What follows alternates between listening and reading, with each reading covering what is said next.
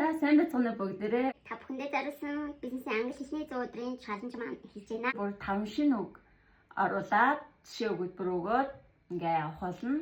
Та бүхэн маань өөрийн жишээ өгүүлбэрээ коммент хэсэгт оруулаад би зав зайгаараа зөв болгоод явуулах боломжтой шүү.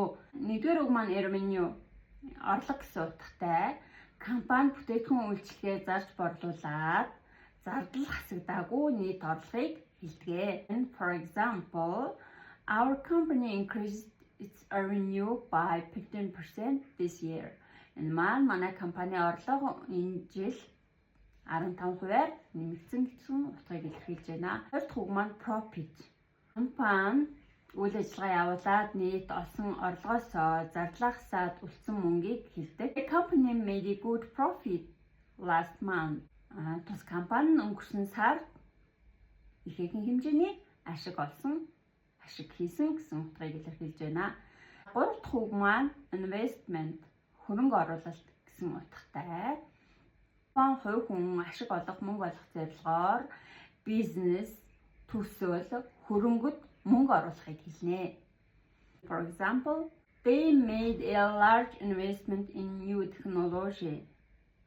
Энэ маань тэд шинэ технологид ихээхэн хэмжээний хөрөнгө оруулалт оруулсан гэсэн утгыг илэрхийлж байна. Дөрөв дэх үг маань client.